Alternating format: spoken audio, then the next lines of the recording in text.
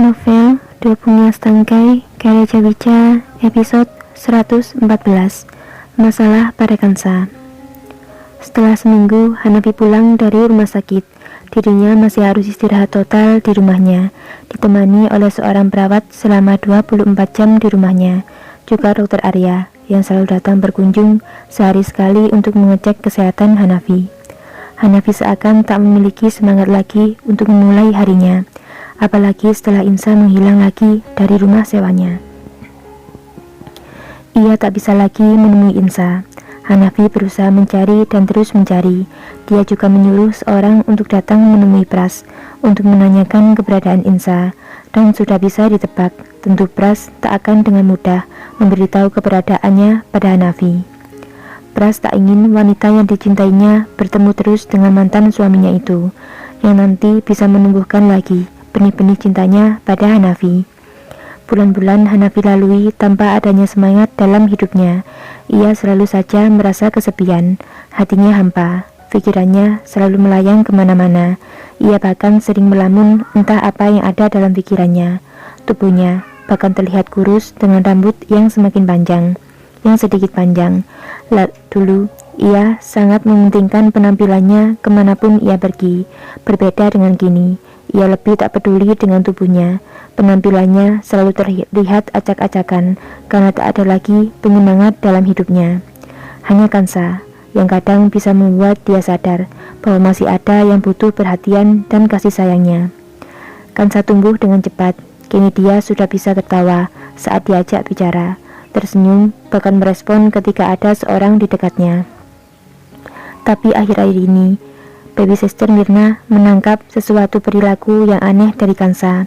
Ia hanya merespon dan tersenyum ketika melihat seorang yang ada di depannya, ataupun terlihat olehnya, ketika namanya dipanggil, ataupun suara-suara yang dibuat untuk mengalihkan perhatiannya. Sama sekali Kansa tak merespon itu. Mirna takut ada sesuatu yang salah pada nona kecilnya.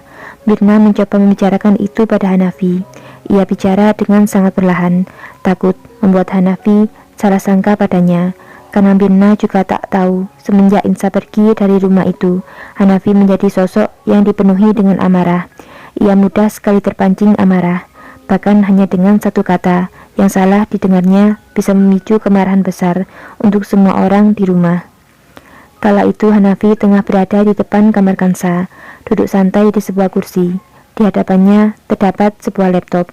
Rupanya ia sedang memeriksa beberapa file klien yang baru dikirimkan oleh Chris. Mirna dengan langkah perlahan, ia menghampiri Hanafi. Sudah berapa hari ini Mirna menunda untuk mengatakan ini pada Hanafi, karena Mirna melihat tuannya sedang dalam keadaan yang kurang baik. Hari ini Mirna melihat wajah Hanafi yang cukup cerah. Ia pun memberanikan diri untuk mengatakan masalah Kansa padanya. Tuan, Hanafi hanya sekilas menatap Mirna, lalu kembali fokus pada laptopnya. Maaf Tuan, sebelumnya. Katakan, ada apa? Jawab Hanafi yang tak ingin basa-basi dari Mirna. Maaf Tuan, saya berminggu-minggu mengamati nona kecil. Sepertinya ada sedikit masalah pada pendengarannya. Mirna mengatakan sambil menundukkan kepalanya. Ia terlihat memejamkan matanya, takut akan reaksi Hanafi. Apa maksudmu? Jelaskan. Hanafi langsung menatap Mirna tajam. Ia sangat sensitif jika menyangkut masalah Kansa. Ia tak ingin terjadi apapun pada putri satu-satunya itu. Di usianya yang menginjak 5 bulan ini, nona kecil tidak dapat merespon sebuah panggilan Tuan. Nona hanya tersenyum dan merespon hal di sekitarnya ketika terlihat di matanya. Saya rasa Nona memiliki masalah pada pendengarannya Tuan. Maaf Tuan jika saya lancang. Hanafi menatap Mirna dengan tatapan tajam. Tapi bukankah dia selalu tersenyum saat seorang bicara padanya? Bahkan dia tertawa.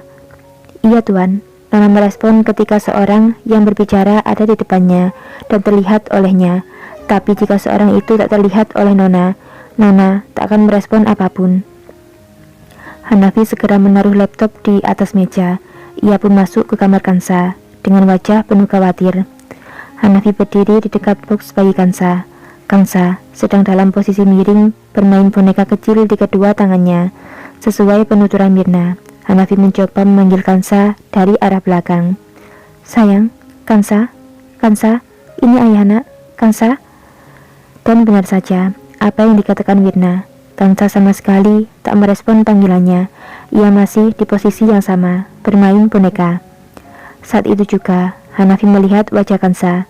Ketika Kansa tahu kehadiran Hanafi, ia pun tersenyum dan mengalihkan pandangannya dari boneka kepada ayahnya. Hanafi dengan wajah sedihnya menatap Mirna, seakan mengatakan kenapa baru sekarang mereka semua menyadarinya. Dengan cepat, Hanafi mengambil ponselnya dan mengetikkan sesuatu di sana. Sebelum keluar kamar Kansa, ia mengatakan sesuatu pada Mirna. Persiapkan Kansa, kita akan membawanya ke rumah sakit segera. Hanafi berbicara sambil berlalu.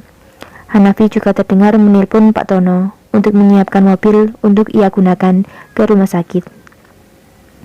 Akhirnya mereka pun tiba di rumah sakit Jaya Husada. Seperti biasa, Arya sudah menunggu Hanafi di pintu masuk rumah sakit khusus. Arya sedikit menatap Hanafi dengan iba.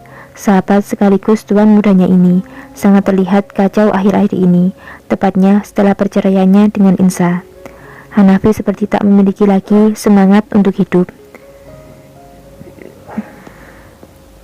Hanafi, Dr. Arya dan juga Minna yang menggendong Kansa digiring masuk oleh Dr. Arya ke ruang dokter khusus anak.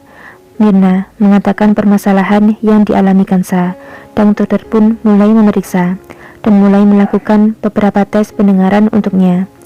Dari hasil tes sederhana itu, dokter menyimpulkan bahwa Kansa memang mengalami gangguan pendengaran atau bahkan tak bisa mendengar sama sekali. Kansa pun kembali menjalani beberapa tes lanjutan di sana. Hanafi sudah menunggu dengan cemas hasil dari tes pendengaran Kansa. Ia menggendong Kansa sambil terus menciuminya, memeluknya erat, seakan takut terjadi sesuatu yang serius pada Kansa. Dan benar saja, setelah menunggu hasil tes selama beberapa jam, hasil tes menunjukkan Kansa mengalami gangguan pendengaran. Kansa masih bisa mendengar, tapi dengan ritme suara yang sangat kecil. Cukup sulit untuknya mendengar, apalagi pada usianya yang masih menginjak 5 bulan. Cukup sulit untuk mengenali suara di sekitarnya, apalagi dengan ritme yang sangat rendah.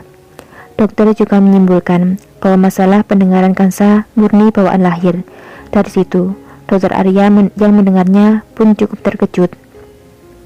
Ia terbayang kembali bagaimana ia meneteskan suatu cairan pada sel yang akan ditanamkan pada rahim Salma waktu itu. Cairan yang akan membuat sel itu berhenti berkembang. Tapi Tuhan membuat takdir lain. Sel itu tetap berkembang di rahim Salma, meski telah dipastikan oleh Dr. Arya bahwa sel itu akan mati dalam beberapa jam setelah cairan diberikan, tepat saat sel telah tertanam di rahim Salma. Dalam analisa Dr. Arya, itulah yang membuat Kansa memiliki cacat lahir bawaan. Cairan itu tak mematikan sel, tapi hanya merusak sebagian selnya saja. Arya sangat merasa bersalah pada Hanafi. Akibat perbuatannya, ia malah membuat kehidupan Hanafi semakin hancur karena Kansa. Tanpa sepengetahuan Hanafi dan Mirna yang ada di sampingnya, Dr. Arya menitikkan air mata. Ia juga sangat merasa bersalah kepada Kansa. Ia berpikir itu semua pasti karena ulahnya.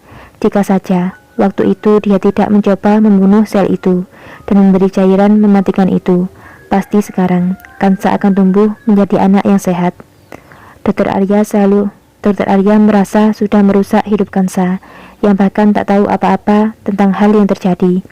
Dia akan cacat seumur hidupnya. Dr. Arya menatap bayi mungil itu. Parasnya sangat cantik dan mengemaskan. Maafkan aku Kansa, semua karena salahku. Jika saja waktu itu aku tak mencoba untuk memasukkan cairan itu, pasti kau akan tumbuh menjadi seorang wanita yang sangat cantik dengan segala kesempurnaanmu. Tapi apa yang terjadi? Aku malah merusak masa depanmu, bahkan sebelum kau terlahir ke dunia ini. Maafkan aku. Bersambung.